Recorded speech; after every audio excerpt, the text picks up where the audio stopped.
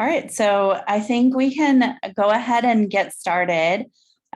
We decided that, the immigration session, while it is probably the most important thing you're going to need to know while you're here at CSU, is also definitely the probably least exciting. So we wanted to do something a little bit fun.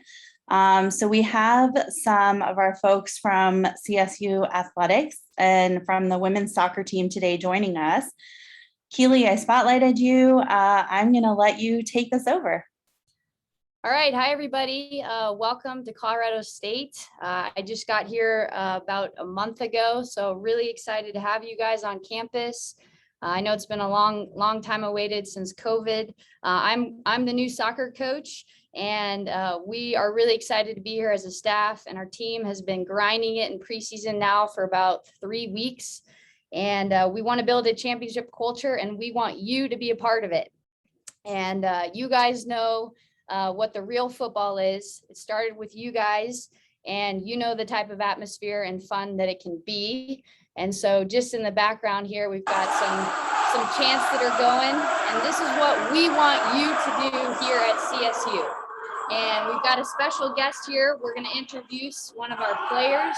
She's a stud center back. So go ahead, Kennedy. Hi guys, I'm Kennedy, jumping along with Keely. We're super happy to have you here. I'm a sophomore here. I'm from Eugene, Oregon, and just to reiterate, we would love to have you come out and support, and it would just really mean so much to us to have you guys here and represent football. And we've named our fan club CSU Football Club, and we want you guys to spearhead this because you especially know the culture and the fans better than anybody. So our first home game is August 26th for South Dakota on our home field at 4 p.m. So we'd love to see you guys there. And with our special guest, another special guest, we have our two-legged Cam. And this is something guys can do for us. You can make the noise, bring some stuff, make as loud as noise as possible. We're going to help you. Cam's going to help you, but we'd certainly love to have you guys there and just really get after it. We have some scarves that we're going to be handing out. We'll have some free t-shirts, and we definitely want you to be a part of our international walkout as well. Again, cannot reiterate to you guys of how much we'd love to have your support. Just really want to thank everybody for having us on here. Have an awesome semester, do awesome in school, and look forward to seeing you on the pitch. Go Rams. Go Rams. Awesome. Thank you. And just, Keely, one thing that I think is important to note is if they don't have an opportunity to join you before, that we are doing an event with you, right? On Saturday, September 12th. At noon. We'll send out some details soon about that. And so it's a good opportunity to know you're going to be with a group of people and come out and support the women's team, right? That's right. We'll have you involved as much as we possibly can. And September 12th, we're highlighting you guys. So just really excited to have you on campus. And for anyone who hasn't figured out, the guy in the background is Cam the Ram, and he's our mascot. So you were graced with a very special appearance today just for international students. Thank you, Cam. Thanks, Cam. All right. Well, thank you all for joining us, and we will head into the immigration session now. Thank you.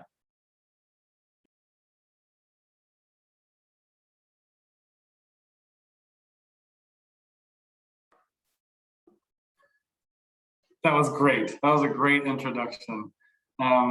Well, hi, everybody. My name is Alan Boyd, and I am an advisor here at OIP and ISSS. And we'd like to present to you today about the orientation session and talking about immigration requirements and the options that we can provide to you and the services that are available to you. This should take about an hour, and we will, of course, have time for lots of questions. There's a feature in this webinar, if you look in the menu, called Q&A. And if you have some questions, please feel free to enter them there. And my colleague, John Hildebrand, is here with me, and he will be presenting as well. But when he and I will both be answering the questions in the Q&A. So if you have one, we'll probably want to share it with the the whole webinar. So please enter your questions there. And also at the end, we can if we have time, we'll have some Q&A there as well. And thank you everybody for telling us where you're from. It really, where you're logging in from anyway, it really makes a little nicer to kind of hear from you when we can't see your faces in person. Maybe next year we'll have this session in person again, but we're really happy that you're able to join us. And I'm going to go ahead and get started talking about our office. So the Office of International Programs is in Laurel Hall on the Oval. It's one of the older buildings on campus. And it includes a number of different departments. One department is the Education Abroad department, where students who want to study in a different country go. And there's also the International Enrollment Center. That's like undergraduate admissions department. That's in the Office of International Programs. Also our intensive English program, which is called PLACE, and that's in Spruce Hall. That's in OIP. And finally, the International Student and Scholar Services Department. This is our department that you will interface with much of your time here at CSU. And we, of course, do this orientation and arrival programs. We do advising, immigration services. If you are here if you're sponsored by your home government or another organization, we work with those organizations. And we do lots of programming throughout the year and other stuff as it comes up. One of the ways that you can come and ask us questions is with the advising. So I'd like to tell you a little bit about that. We have office hours. Our building is going to be open this semester, unlike last semester. But still, most of the time, I think you'll be able to find us remotely, virtually. If you have an advising question, and we have advising, as you can see here, Monday through Thursday, in the morning and the afternoon, 10 to 11, 1 to 3 p.m. And also you can create an appointment with Navigate if you want to have like a 30-minute chunk of time to really maybe dig a little bit deeper into some questions or a bigger circumstance that you have. And the Navigate, the appointment can be virtually with Microsoft Teams, or you can come in person if you like also. And you know, we're wearing masks in the office, but we welcome you in person as well. And if you have some difficulty creating an appointment with Navigate, or you just have a question, or you want to send us a document, you can write to isss @colostate.edu. If you kind of are considering whether or not you'd like to come to the open advising or create an appointment, this may help you make the determination. I mean, if it's short, 10 minutes or less, then please come to open advising. If you are not sure whether you need an appointment, you can come to open advising. If you have employment questions, CPT, OPT questions, or if you need a travel signature, if you're going to be traveling internationally, that would be appropriate for open advising. If you have a question about registration or enrollment or your status, please come to open advising. If you have a more in-depth academic concern, or you just want to talk to somebody about some problems you're having and you think it might take more than 10 minutes, or if you need to change a visa status, that's a pretty lengthy discussion. All those things, just make an appointment. Anyhow, we are, like I said, our office is open this semester, so we are happy to have people come to the office when they have an appointment.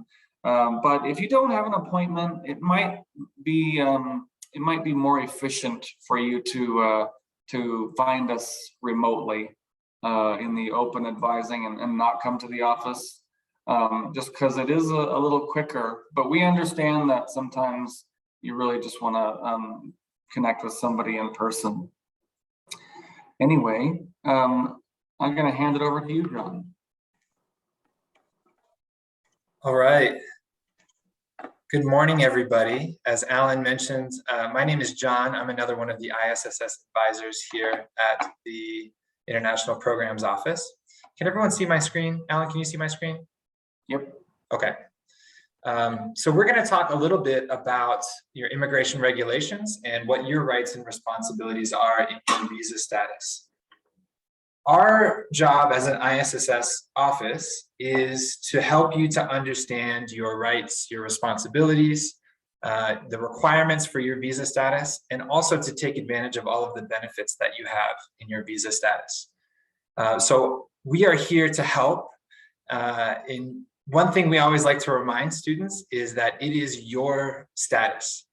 So while we can advise you, we can provide some options that you may have, it's your responsibility to maintain your visa status.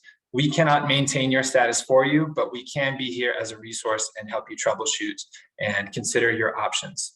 So please, one of the most important things is to maintain consistent communication with our office, to check your emails. Your CSU email address is where we'll send all of our information, and to be proactive and to check in with our office. If you have any questions or any doubts, that's what Alan and myself and the other advisors are here for. So please do reach out to us if you have any questions at any point. It's important that you keep all of your immigration documents in a safe place. You don't need to carry them around with you. You don't need to take your passport and your I-20 or your DS 2019 out to the brewery with you. Please do not do that. You'll want to keep those at home in a safe place. As long as you have a picture identification card with you, we typically advise that you leave your other immigration documents at home in a safe place. Please keep all of your I-20s if you're a F-1 student, or your DS 2019 copies for your records. And if you're traveling, you'll only need to bring your most recent copy with you. So you don't need to bring your whole stack of documents with you. We'll talk a little bit about the 4 primary immigration documents that you have. So the first one is your passport, which was issued by your home country. You have your US visa, which is in your passport. You'll have your I-94 and then your I-20 or your DS 2019, depending on your visa type. So your passport, what's really important is that you always maintain a valid passport while you're in the United States. It's important to keep in mind what your expiration date on your passport is. If you haven't checked that lately, please do check it and take note to make sure that you don't let your passport expire while you're in the US.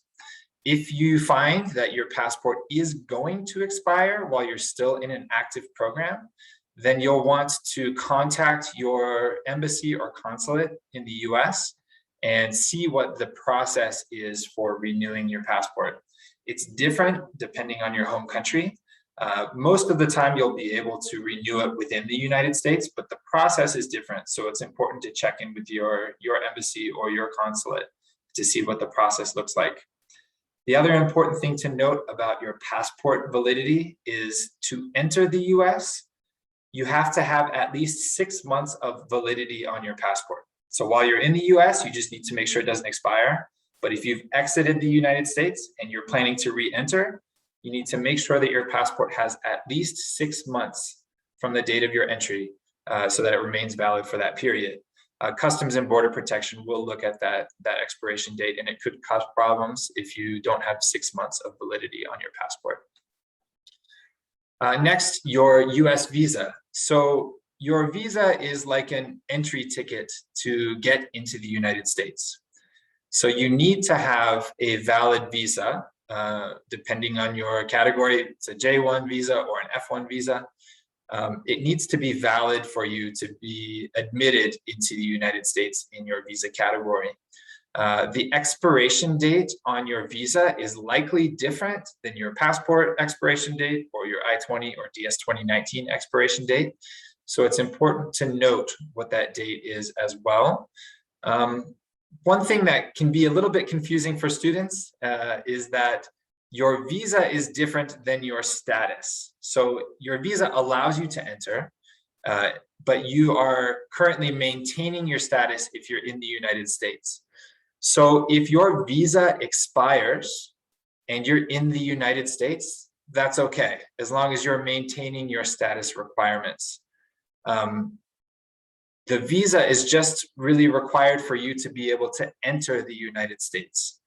So again, if your visa expires while you're in the United States, this is okay as long as you're maintaining all of your status requirements in the US.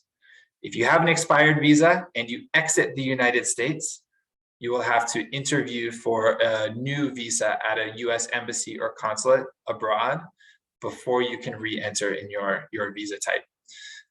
You cannot renew your visa within the United States. So that's important to note. So please do keep in mind when your visa is going to expire.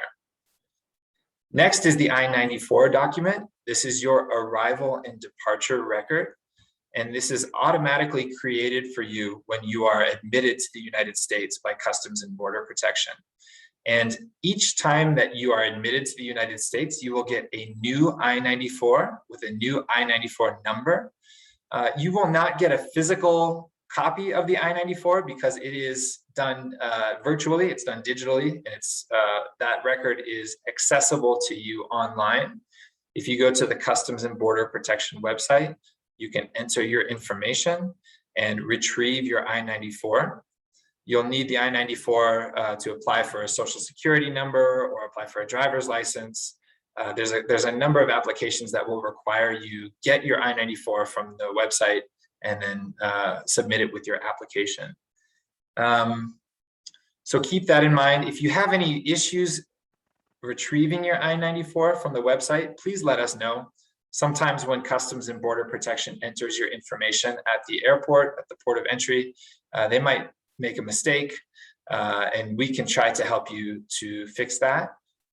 If you need to have that information corrected by Customs and Border Protection, you may have to call the local, to the Denver International Airport, or even go to the airport in some cases to have that information corrected. But please check with us if you have any trouble locating your I-94. Lastly is the I-20 or your DS-2019. Again, if you're an F-1 student, you have an I-20. If you're a J-1 student, you have a DS-2019. And this is your document that certifies that you are here in valid F-1 or J-1 status. It's really important that you maintain an active I-20 or DS-2019 during your program here. So depending on your program, if you're a bachelor's student, you may have received an I-20 or DS-2019 for 5 years, is typically what we would issue.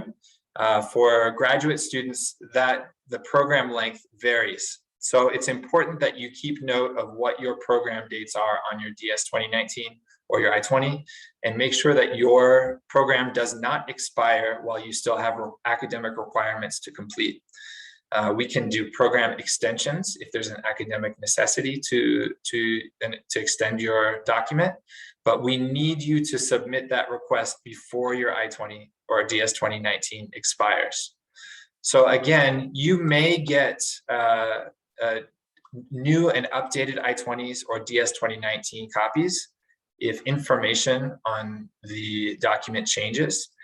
Please keep your old copies of your I-20s or DS-2019s for your records, but you'll only need to utilize the most current copy if you do get a new copy of your DS-2019 or I-20. If you have any questions about your documents, please do let us know. We're here to answer those. And if you, for some reason, if you lose your document, we can replace the DS-2019 or I-20 with a new copy. So again, the most important thing to note is that your information on these documents is correct and that your program is active while you're still working on your academic requirements. Now, I mentioned if you lose documents, we know that sometimes that happens.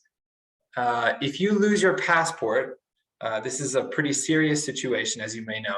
So it's important that you immediately report it to the CSU Police Department. That's if you lose it on campus. It's really quick to fill out a report. The CSU Police, I think a lot of you came to the session last Friday. They are here to help international students. So don't hesitate. Don't fear that if you say that you lost your passport, you're going to get in trouble. They're here to help you, and hopefully they will be able to help find your passport if it's lost on campus. If for some reason you file a report and you find it immediately afterwards, don't worry, there's no negative consequences. Just let the CSU Police Department know that you've since found your passport and that they can close out the report.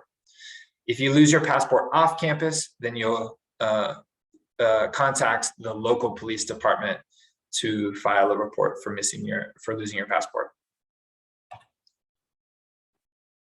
Other documents, if you lose your passport and you can't find it, you're going to have to apply for a replacement passport from your home country's embassy or consulate. And again, as I mentioned, that process may differ depending on your home country. So you'll need to contact them to see what that process looks like.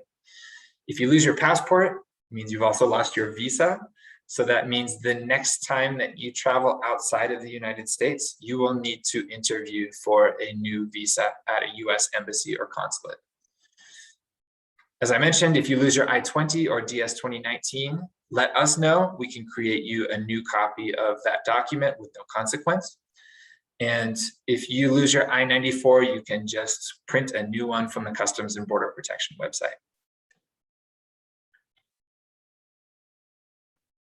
Okay, and I'll pass it back to Alan for the next section.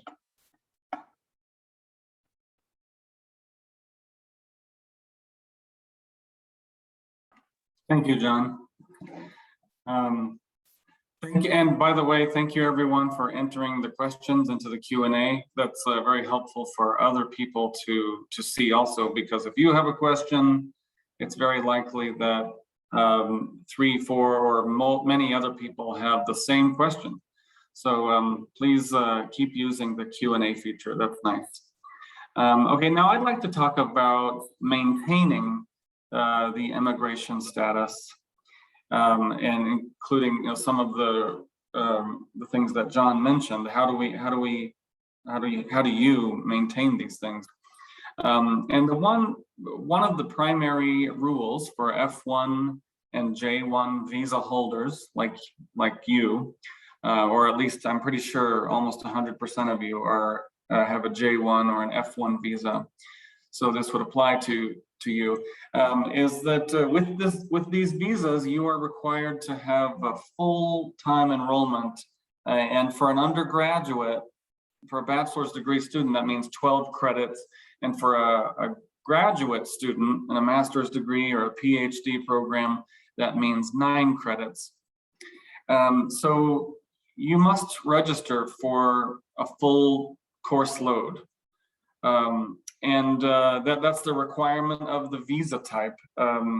So this is an additional responsibility that international students have versus domestic students who are not concerned about this at all. Sometimes a domestic student may just say, I'm just going to take 1 class this semester. I'm going to have a little break, maybe do some more skiing, maybe play some Nintendo and take 1 class. But you don't have that luxury. You can, of course, go skiing, but you do have to remain registered in a full course load. That's the requirement of your visa type. It's not a CSU rule, it's a government rule. So if you don't register for the proper number of courses, then we will be contacting you a lot to warn you that you need to take care of it.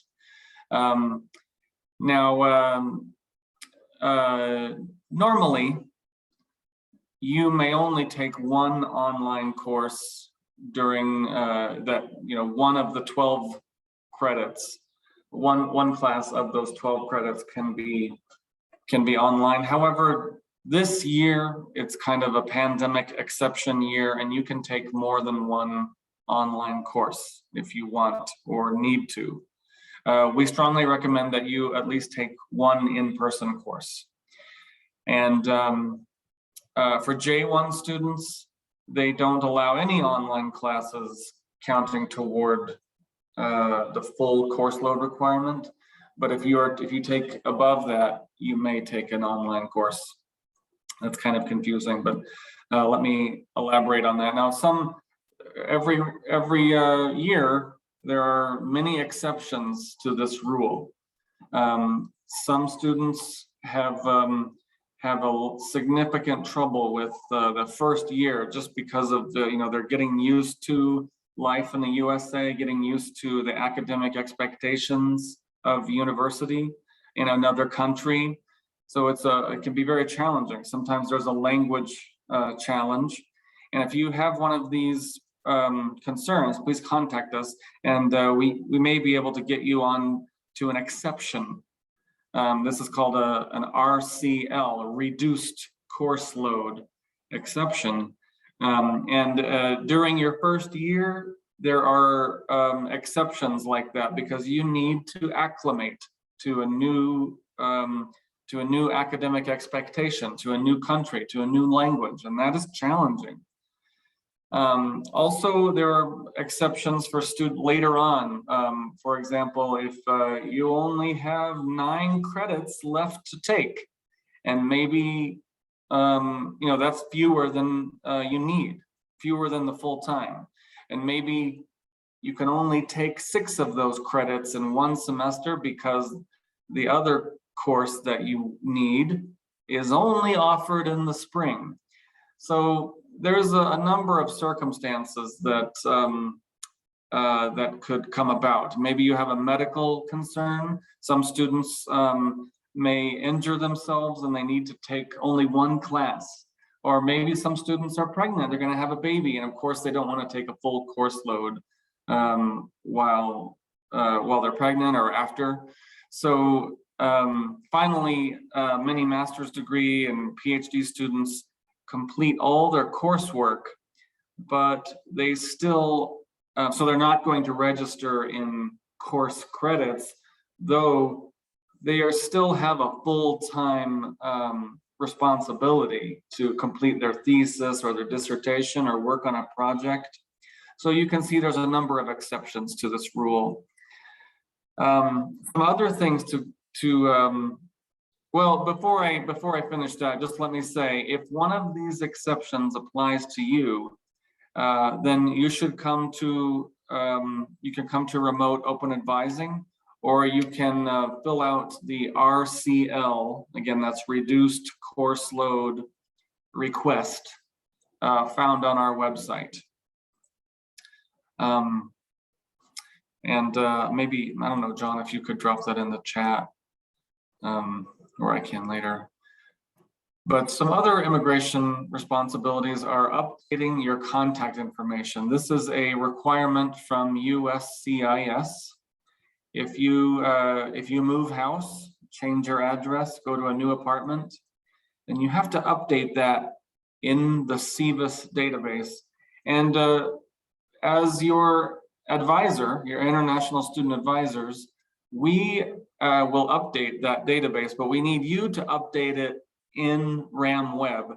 And so in RamWeb, you can easily update your address. It's one of the first options. And that's even if you change your room number inside the same apartment building, or the same same residence hall, same dormitory. If you just move across the hall to a new room number, please update that. About academics, your academic expectations here, you must continue to make normal progress toward completing your academic program, but sometimes it takes longer than you expect. We have given 5 years for bachelor's degree and PhD students, and 3 years for master's degree students on your I-20. And that's typically longer than most students need, but some students need a little more than that even. So if you need to extend your I-20 or your DS 2019, please contact us early. Be very, don't put it off to the last minute. So if you contact us the week before and say, I need to extend my I-20, then it's very challenging and we may not be able to do it in time. Unfortunately, we cannot extend the I-20 or DS 2019 after it expires. So please take a look at your I-20, remember the program end date, maybe put a note into your Outlook calendar, even if it's 4 years in the future, and just remind yourself about this 30 or 60 days beforehand. Our office will also remind you 90, 60, 30 days before that happens, but by email. So please pay close attention to your email about that. Also, if you would like to transfer to another university, we hope you don't want to do that until after you complete your program here. But if you complete your bachelor's degree and you get into a master's degree in another university, then you can request us to transfer your immigration record to the new school. But again, don't wait until the day before you want us to do that. Do it well in advance. You can do it a month, 3 weeks, 2 weeks before you want to transfer. Finally, at the end of your program, when it does expire, you enter what's called a grace period. And the grace period for J1 visa holders is 30 days, and for F1, 60 days. So that means you can remain in the USA, you can travel around, and your immigration record is still active, an active status. So during that grace period, if you want to apply for an employment benefit, or apply for a change of visa status, or apply to transfer your immigration record, you can do that during the grace period.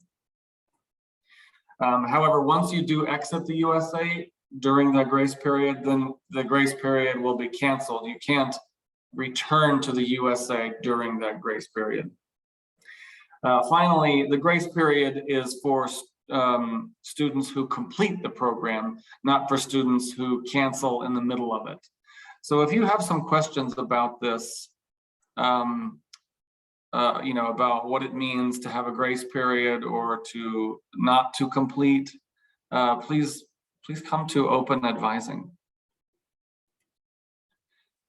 Finally, some information about alcohol, tobacco, and drugs. First of all, alcohol and tobacco products are not permitted on campus, including in the residence halls. And you do have to be 21 years old to possess, to buy, to use alcohol and tobacco products in the US. One exception for the location is that there is a bar inside the Laurie Student Center, and if you are 21, you can go there. There's even a fermentation department at CSU, and the students in that faculty have some beer to try if you are 21. And a word about marijuana. In Colorado, marijuana is legal for medical and recreational use if you are 21. However, in the USA, it is not legal. So if you are confused by that dynamic, then welcome to the confusion that the rest of us also have. It's a very strange rule. How can it be legal in Colorado and yet illegal in the USA? Well, I don't know, but it's true. That's the dynamic that we are in here. So as an international student, an F-1, a J-1 visa holder, when you are entering and exiting the USA, you will encounter the passport control, the CBP officer, and they are federal officers. They're not Colorado police. So if the question of marijuana use comes up with the CBP, they will be enforcing the federal law. So if they understand that you are using or buying, selling, or you have marijuana, then you'll be subject to federal law. That is, you'll be in trouble. You may not be able to enter the USA. So please keep that in mind when you are passing through passport control.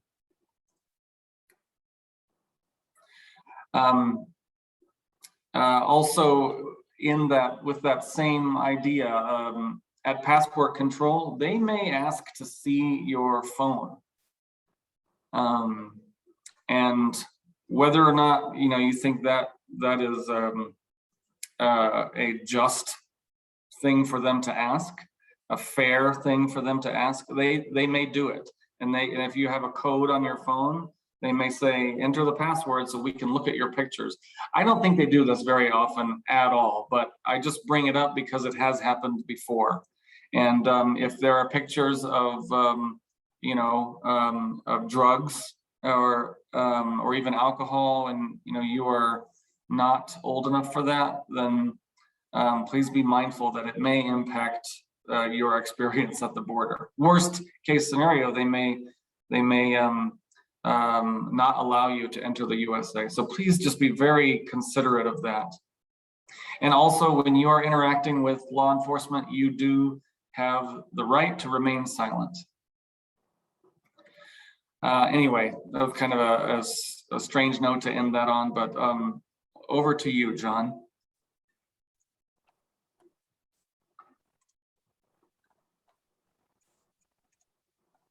Great, thanks again, Alan. We have lots of questions coming in through the Q&A, so please keep submitting them. We're gonna flag some of them to be answered live. So the ones that we can answer via chat, we'll do that, and then we'll save some of the ones that we want to answer live for the end of our presentation. Okay, so next we'll talk about some other immigration considerations that you need to be aware of during your time here. The first one is health insurance. I'm sure many of you know, you've heard about how expensive healthcare costs are in the United States. So it is critical that you maintain health insurance through your time in the US. So all international students are required to have health insurance and are automatically enrolled in the CSU student health insurance every semester. Your coverage, if you have come to the United States, if you're planning to come to the United States for fall semester, began August 1st. So even if you're coming later in the semester, you will be covered once you arrive. If for some reason you're not able to come this semester, then we will defer that coverage to a later semester with your arrival. If you have other health insurance, some sponsored students, for example, have health insurance provided by their sponsor, then we can waive the CSU health insurance coverage for you. That's done automatically for sponsored students. If you have another health insurance plan, if you're not a sponsored student, but for some reason you have another health insurance plan, you would need to submit a waiver of the student health insurance requirement to the CSU Health Network. And that has to be done before no later than the 10th day of classes. So by the end of the second week of classes, you would need to submit that waiver. There's more information about that waiver and what the requirements are on the CSU Health Network website. Also, if you have questions about how healthcare in the US works, how health insurance works, where you should go if you have an emergency, what the difference between urgent care and emergency care is, all of those questions we can try to help with, but most often we're going to refer you to the CSU Health Network because they are the experts. Hopefully many of you saw the presentation last week given by the CSU Health Network. If you have not already seen that presentation, please make sure that you watch it. It is recorded and posted on our international orientation page. They talk a lot about COVID requirements, about the vaccine requirements, both the COVID vaccine and the other vaccines that are required for students. So please check there because a lot of the questions will be answered. I see we have a lot of other questions related to health and COVID maybe specifically that we can try to answer a little bit later. But please make sure that you're aware of the health insurance requirement and know that you will be automatically enrolled every semester unless you submit a waiver.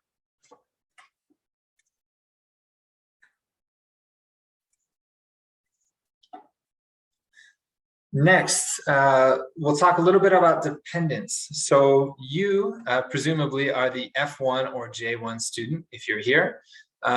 You have the option of inviting your spouse or your children to the US with you in F2 or J2 dependent status. So this means that they are connected to your immigration status as your dependents. So what we would do is we would issue either an F2 I-20 or a J2 DS 2019, and then your dependents would have the option to go to get an F2 visa to enter in F2 or J2 status.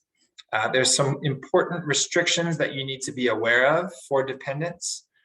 First, F2 spouses cannot work in the US while they're in F2 status, and they cannot study full-time.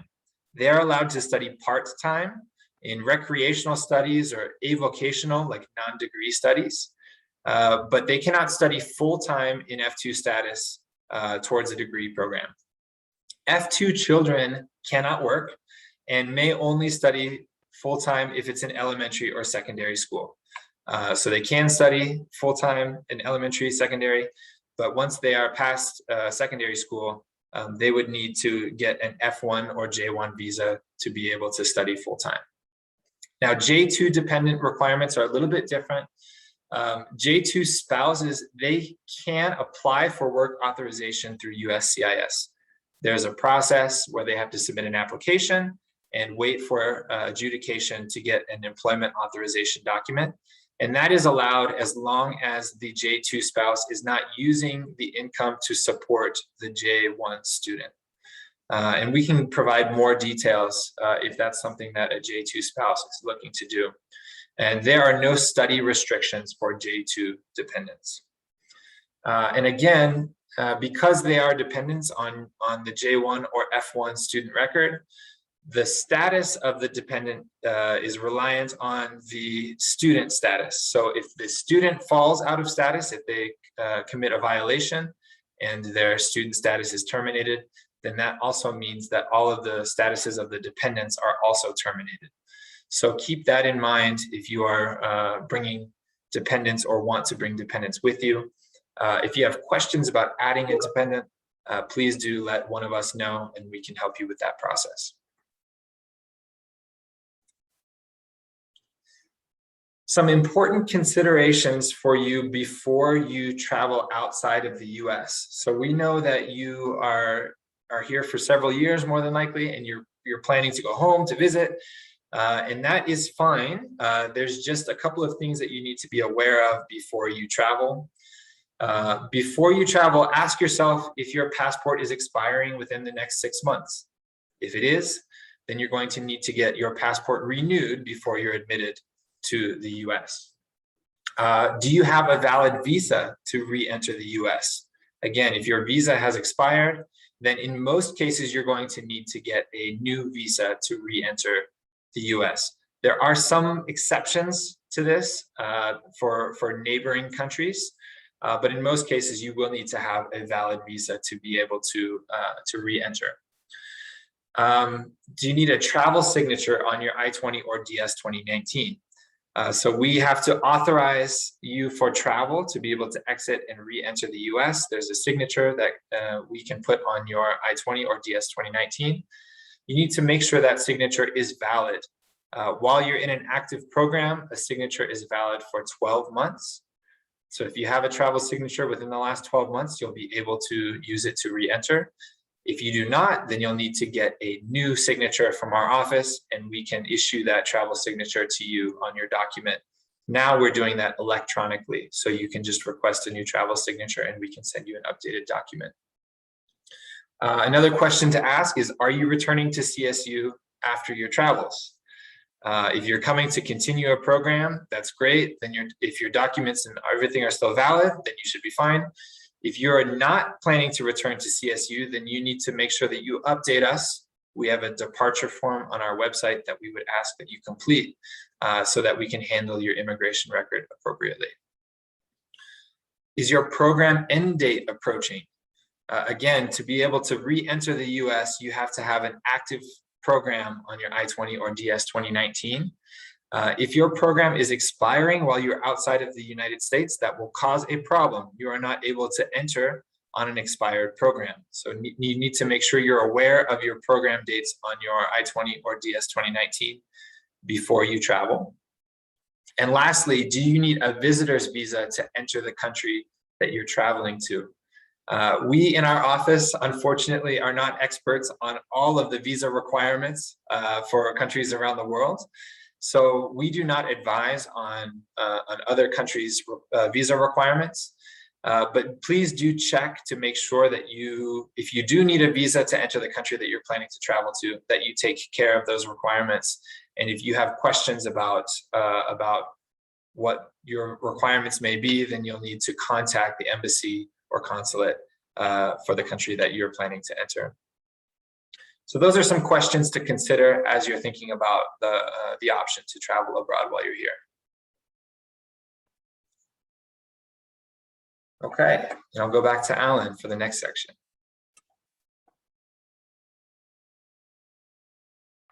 Okay, thank you, John. I was just finishing up some questions in the Q&A.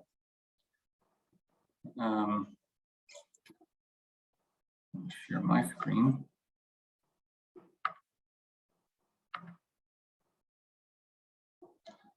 All right, now I'd like to kind of move on to employment.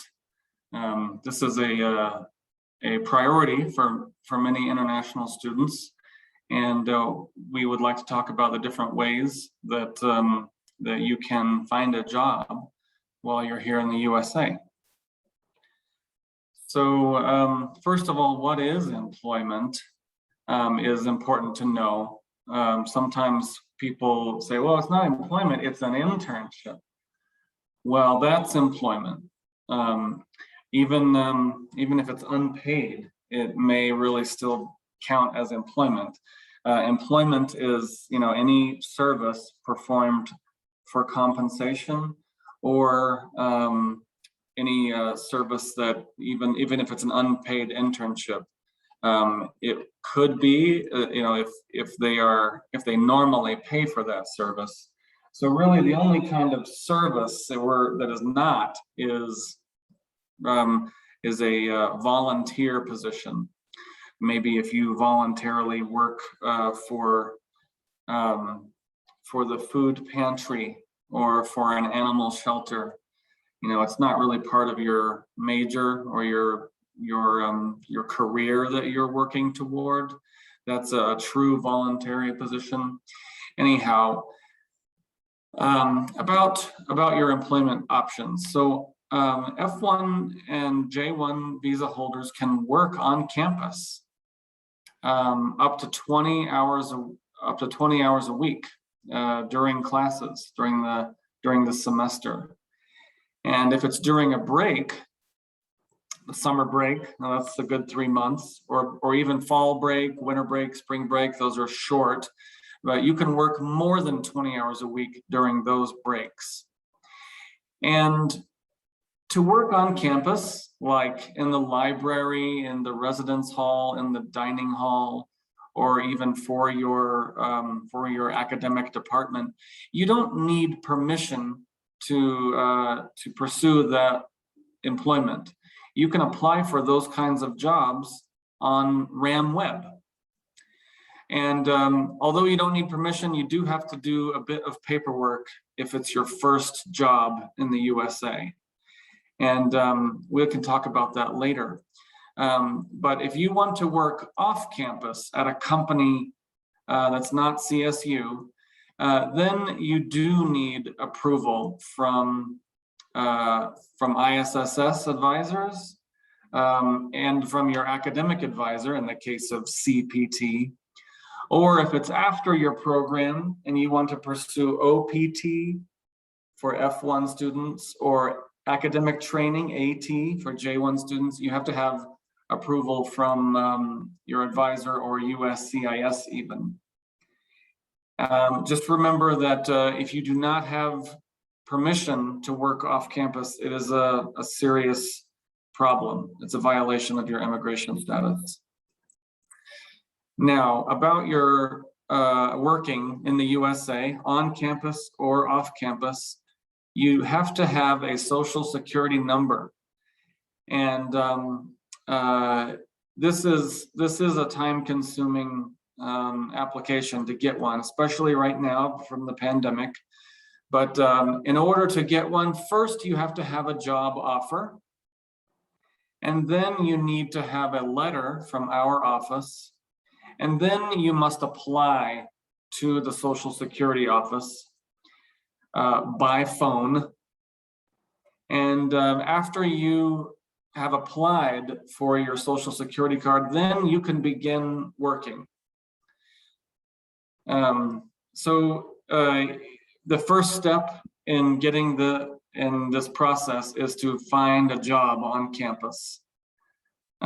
So just know that this process may take more than a month to complete, but after you apply for Social Security, you can begin working, and then you will probably receive your Social Security card, I don't know, 3 weeks, maybe 4 weeks in the future, and CSU will need that then. About employment. Now, we're not really going to go into detail about CPT and OPT. After all, you are new students, and CPT and OPT are for students who have been here for a year or more. That is working off campus. So we will have International Student Career Week. And if you want to write this down, I will tell you that it is on September 13th through 17th. So coming up in about a month, 4 weeks. And we will go into great detail about your employment options, CPT, OPT, and how to apply and what you need to do and how you meet the requirements and when you are eligible. Also, we'll talk a little bit about H-1B visa opportunities. So please mark that down. Again, that's September 13th. If any of you have questions about finding a job on campus right now, which you are permitted to do right now, I just want to highlight that you should start on RamWeb to apply. You can look for the jobs that are available for students, and you can apply right now. You don't need the Social Security number to apply for that job. Anyway, that's all I have to say about employment right now. But so I'll hand it over to you, John, but just to say that if you have some employment questions, please come to Open Advising and definitely come to that event on September 13th. Great, thanks, Alan. Okay, some additional considerations. I've seen quite a few questions already about some of the things we'll talk about in this section. So I'm sure many of you are interested in driving while you're here at CSU. So F-1 and J-1 students are allowed to drive in the United States on a valid foreign driver's license. Now, our office recommends that if you're planning on driving while you're here, that you get a Colorado driver's license. This is because not all police officers in the United States know how to tell if a valid foreign license is still valid. They may not know the requirements for non-immigrant student visas. that you are allowed to use your foreign license while you're here. So to avoid any issues, we recommend that you do get a Colorado driver's license while you're here. We recommend that you start that process within the first 90 days of moving to the state.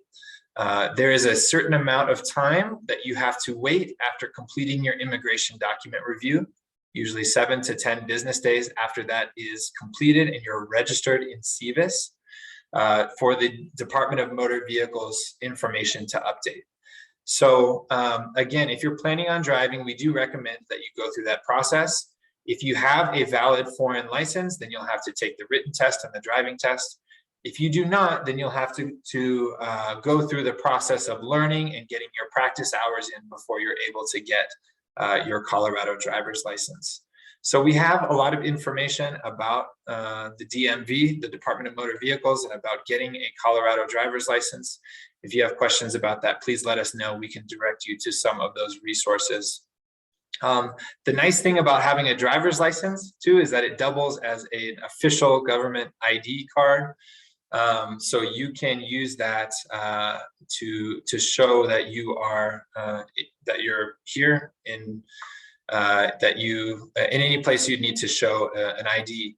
Now, the thing that it won't be used for is you cannot show that as federal identification. So if you're entering a federal building, for example, the Social Security Administration, then you're going to need to bring your passport. That's a valid form of federal ID. But it is nice to have a driver's license. You can also use that as an ID card. If you do not want to get a driver's license, but you do want to get a Colorado state ID card, you can apply for that at the Department of Motor Vehicles as well. There are a lot of great alternatives to driving in Fort Collins, as many of you may already know. It is a very bike-friendly town. We had a bike event yesterday that a lot of students came to. We would encourage you to get a bike and to use it to get around town. If you have any questions about where to get bikes, we can also direct you to those places. There's also options for the bus. CSU students can ride for free on the buses in town, the transport and the MAX buses. You just need to show your CSU ID card. There is a bus called the Bustang that goes to Denver and some other places around Colorado. That is not free, but it is cheap and a good option for getting around. And one thing to note about bicycles is that if you're riding them on campus, you must register them with the CSU Police Department. I believe it costs $10 to register a bicycle. This is important because there are a lot of bike thefts on campus, and we don't want to have your bike stolen. But if it is, then at least if it's registered and it's found, they can return it to you. It is a requirement to register your bike with the CSU Police Department if you are going to be riding it on campus. And please remember to always lock your bicycle whenever you are not actively riding it, because like I mentioned, bike thefts are pretty common and we don't like to see students get their bikes stolen. Okay, taxes. So as an F-1 or J-1 student, all F-1 and J-1 students are required to file some tax forms, even if you didn't earn income in the United States. So we have a tax preparation software package that we have every year that we send out to students. It's called Glacier Tax Prep. We subscribe to that and we send out the access code in February or March of every year. So we are not tax professionals and we cannot answer your tax questions, but the software is really good at guiding students through the requirements for what they need to submit for their tax returns. And there are also some volunteer programs around town that can help out with tax preparation. So if you have questions about your taxes, we'll probably refer you to a tax professional. But do keep in mind that you will have to submit tax forms every year. The tax deadline is April 15th of every year, and that is for the previous year. So this upcoming April 15th of 2022 will be the tax deadline for the year 2021. And so keep that date in mind. Sometimes that date can change depending on what the IRS accommodates for different situations, but April 15th is the tax deadline in the United States. And one thing that's really important to note is there are a lot of scams happening nowadays that are targeting international students. And these are people that are calling, perhaps pretending to be an official from the Department of Homeland Security or another US government agency, and telling you that you are in trouble, that your information has been compromised, or that you've been working illegally, and that you need to pay them a certain amount of money to resolve the situation. There's a lot of different forms of this happening. And so our recommendation is anytime that you get a call from someone saying that they're from a government agency demanding you to take action, that is almost certainly a scam. The US government will not call you and demand that you provide them with money, that you make payments, that you provide them with gift cards, anything like that. There are some sophisticated iterations of these scams. So our recommendation is, if you get a call, an urgent call from a government agency, someone pretending to be from a government agency, please let us know immediately. Call someone in our office. You can call the CSU Police Department as well. Almost certainly that is not going to be a legitimate call. Usually, if a US government agent needs to contact you, they will do it, and they will write a letter to you, or they may, in some cases, show up in person, but they will almost never call you and demand information. So please do not give out any information over the phone, any bank information, your social security number, any of that. Please, if you get a call like that, let us know if you have any concerns. Our advice is typically just hang up those calls, because they are almost certainly scams. Some of the scams are even so sophisticated on your cell phone, it will say US Department of Homeland Security. But again, it is in almost no case will they call you and make demands of you like that. Let us know. Don't give out your personal information. So be very careful in those circumstances.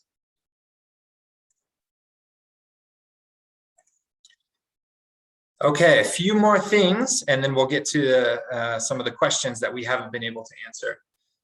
First, the ISSS department is offering a course for first semester undergraduate international students. That can be new students or students that have transferred to CSU.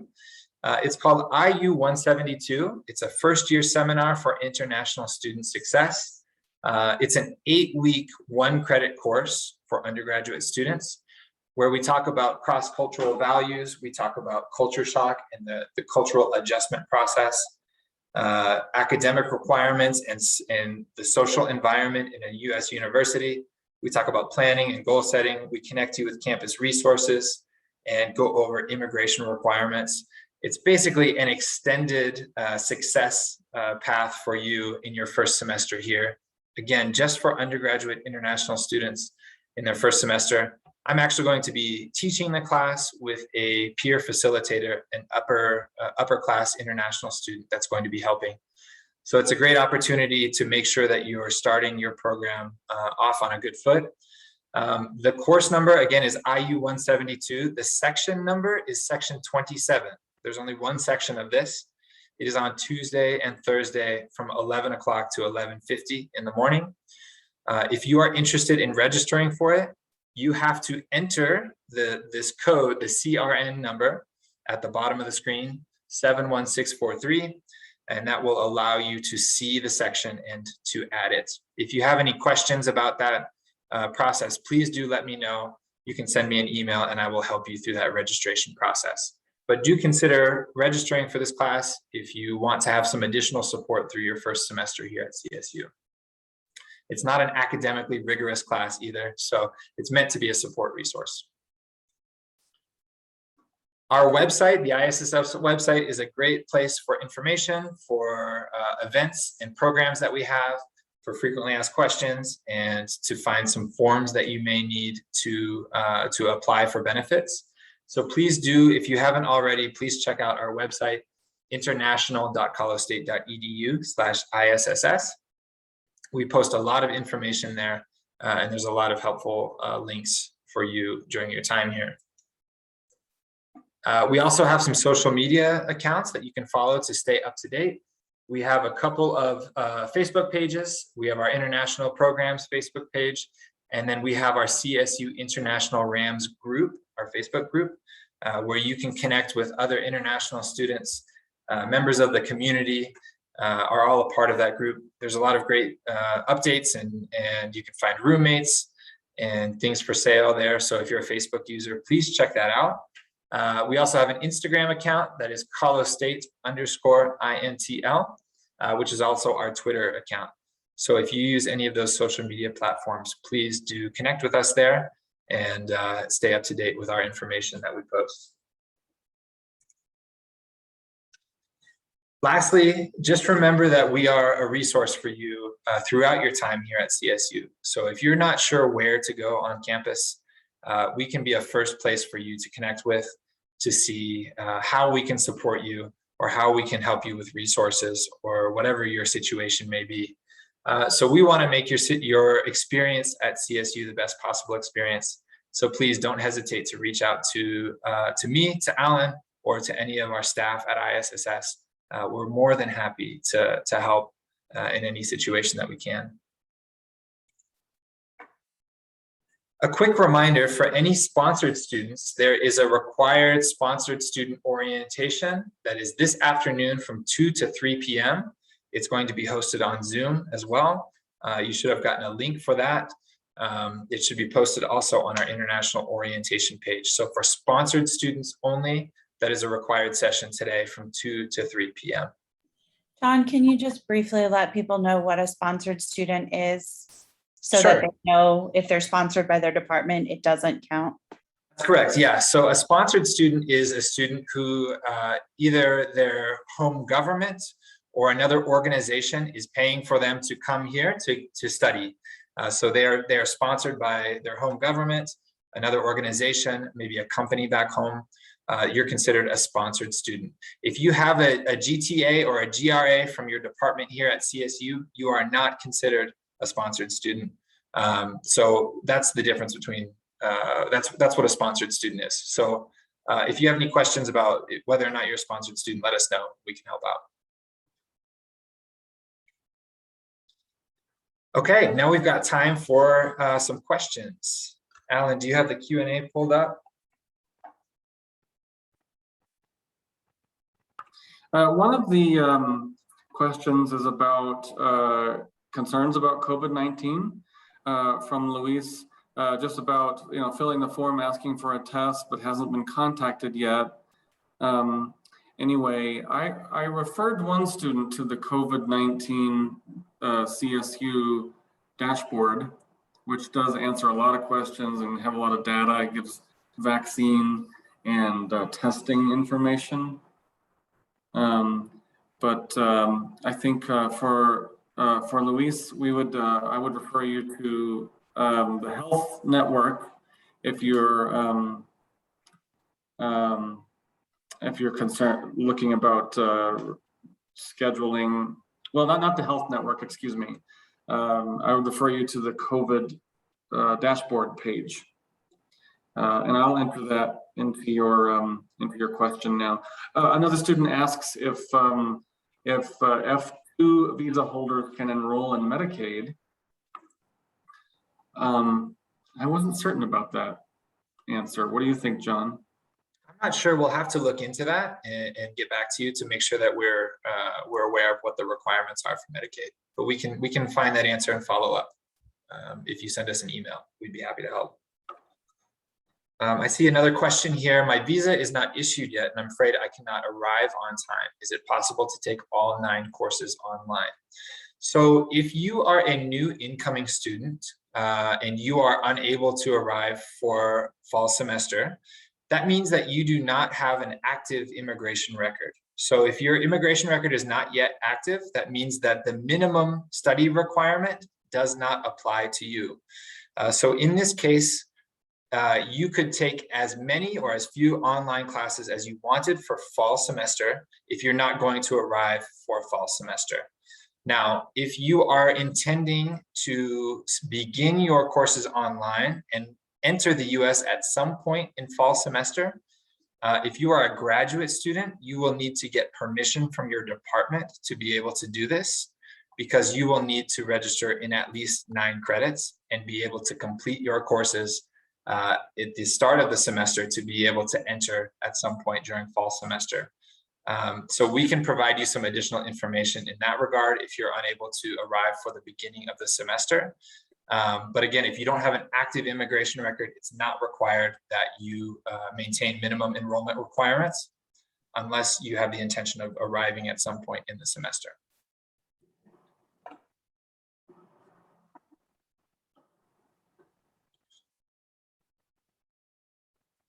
Masa, I see your question. Are self-funded students sponsored students? No, if you're self-funded, that means you're not sponsored.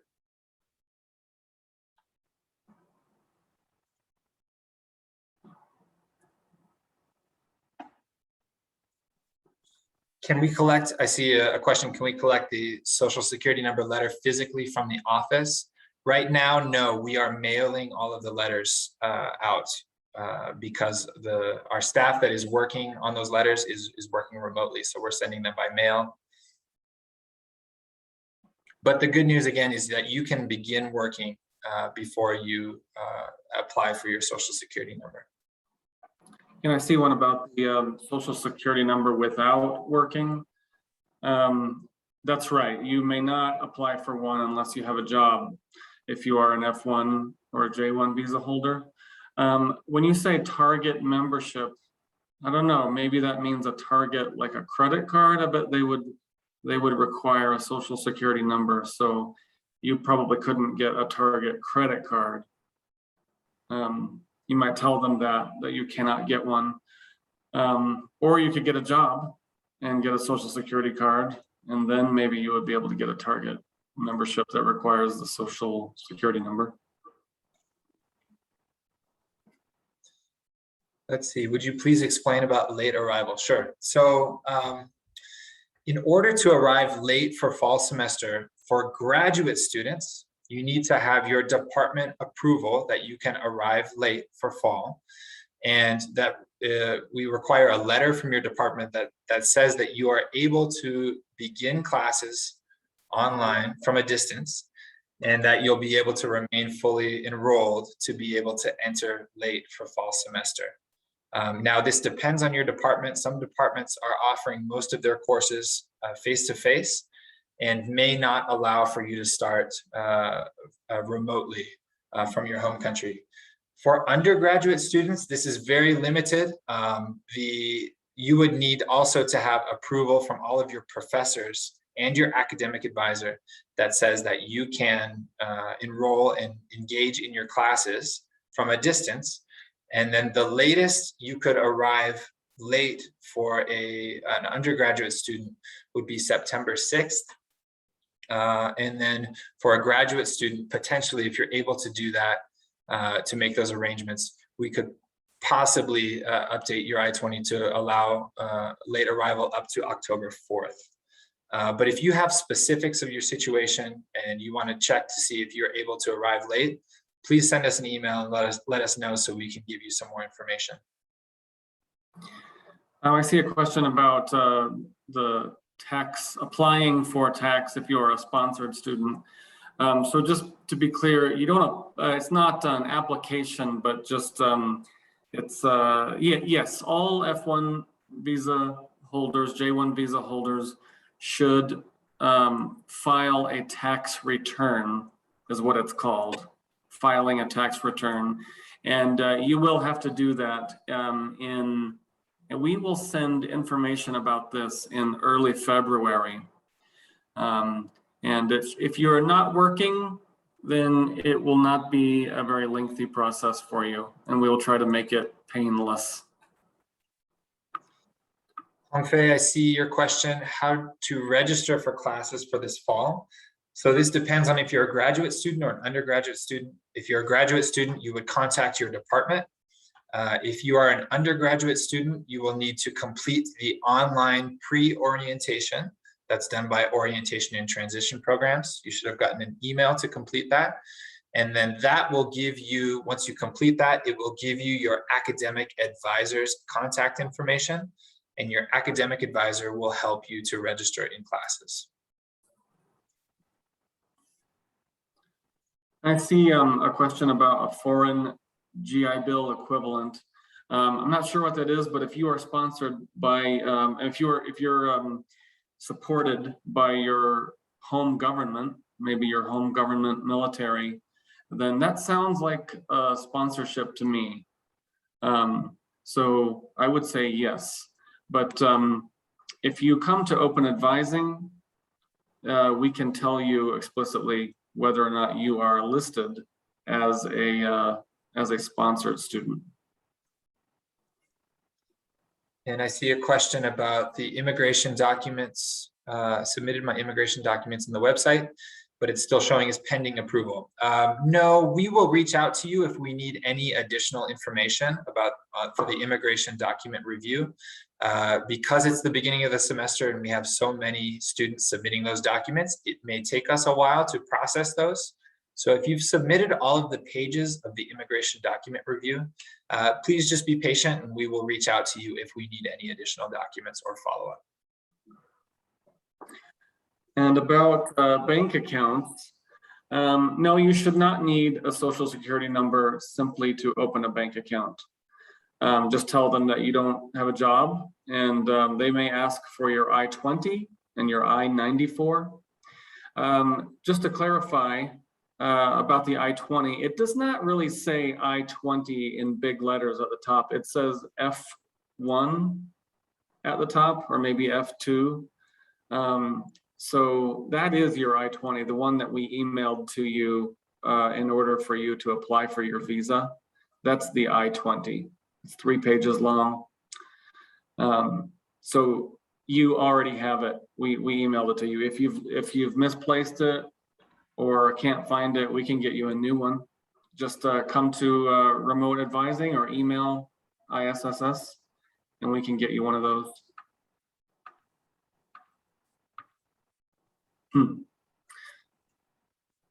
Great questions, everybody. Yeah, we still have some time, so if you have any additional questions, please submit them. So I see here, yeah, I'm a GRA graduate student, so graduate research assistant is credit that I should, so should you take at least 5 credits? That is going to be the requirement for your department, is to take at least 5 credits to be a full-time student for the graduate assistantship. Now, your immigration requirements are likely different than that. In most cases, graduate students have to take at least 9 credits per semester to be a full-time student. There are some exceptions, though. A couple of programs have different full-time requirements. So if you have questions about that, you can let us know and we can look into your program and see if there's a different credit requirement. But more than likely, you're required to take 9 credits at least per semester.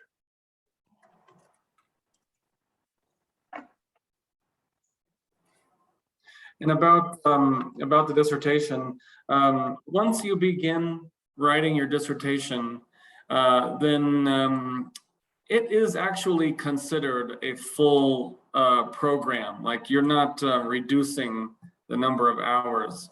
However, since you're not taking credits, we do ask that you complete the RCL request. That's reduced credit load.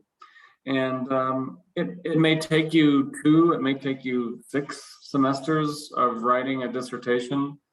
And I'll just, we've put it, I think, in the chat before, but I'll just drop it in the chat, the RCL request. And you only have to do that once when you're writing a dissertation. Let's see. I see one from Hashem about how you can update your contact address. Please do that via RamWeb. When you log into RamWeb, one of the options is address. So please update your address. And if you update your address in RamWeb, then our office will update your address with CVIS. There's a question about arriving after the start date on your I-20 ODS 2019 program. If you can't secure a visa before your program start date, please communicate with us. If you are planning to arrive after the start date on your document, more than likely we're going to, as long as you're approved for a late start, we're going to update your document to a slightly later start date to try to avoid any problems that might result from that. But in a lot of cases, Customs and Border Protection officers may allow you if it's just like 1 or 2 days after the start date. But we would like you to contact our office so that we can see if we can update your document to a slightly later start date. And I saw a question about foreign national ID, and I saw somebody asked that earlier. Gwen asked about that. Is it a valid form of ID to carry around town? Well, maybe it might be, and I guess to carry around town, I mean, you need an ID to do a number of things. I mean, you need an ID to board public transportation, such as, you know, a bus to another town, or an I guess it's not a private transportation, like an airplane. And a foreign national ID that's not a passport would not work. But just to carry around town, yeah, that would be sufficient. However, if you, there are, like if you wanted to buy a beer, for example, in a bar, it might not work. I don't really know. Sometimes it would work, but I think the best way to handle that is to apply for a Colorado state ID. And you are all welcome to do that. There's a question about a PhD program after a master's, that there may be fewer credits required for you. We would still, if you have at least 9 credits to take in the first semester of your PhD program, we would require that you take at least 9 credits. Now, some of these credits can be research credits or dissertation credits. Those count towards the full-time enrollment requirement. I know I saw that question further down as well. So maybe you're taking 6 credits of coursework and 3 research credits. As long as that total is 9 credits, we would count that as full-time enrollment. But there may be situations later in your PhD program where you don't have a full load of credits to be able to take. And in that case, we would consider you for a reduced credit load. And the question about the Social Security number appointment for this Friday morning, that's very soon. And I'm not certain if you'll be able to get the letter from ISSS by that time. During the pandemic, Social Security Administration has wanted this letter to be a hard copy original, not like a photocopy. So we have been mailing these letters to students at their home, even if they live here in Fort Collins, because our office has been closed. However, our office is open now, and you may be able to come and pick up that document on Thursday or Friday morning before your appointment. I guess you should have received a confirmation email from ISSS after you apply for the Social Security verification letter. Please respond to that email and explain that you have a Friday morning appointment with the Social Security Administration and you would like to arrange pickup as soon as possible before your appointment. I think we'd probably be able to accommodate you. However, this week and next week is going to be a very busy time for those Social Security verification letters. So please get in the queue as soon as you can.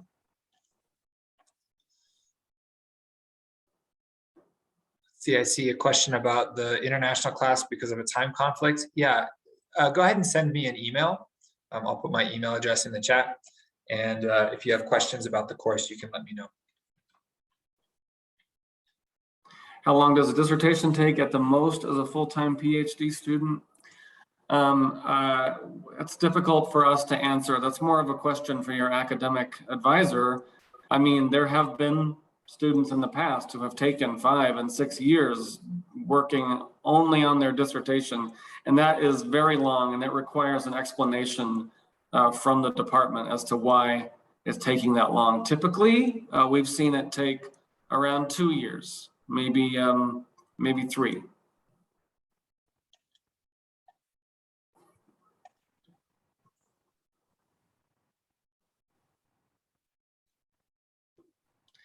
I see from Corbina, do you have the opportunity to meet SSN officials as well as any other official you need to meet when you arrive late on campus?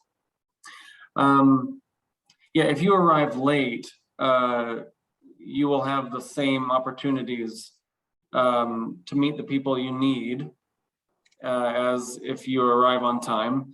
You don't need to meet a Social Security official. In fact, even if you arrive on time, you won't meet them. Before the pandemic, their office was open and you could go there without an appointment. But now you have to create an appointment by phone, and you can do that even if you arrive late. Okay, I think we are just about at time. So if you have questions that we didn't get to answer today, please email us at isss@colostate.edu. There they'll be answered, they'll be forwarded to an advisor for follow-up. So thank you so much for your interaction, for your attention today, for your great questions. And again, we are here to help, so please do let us know how we can help. And welcome. Thank you, everybody.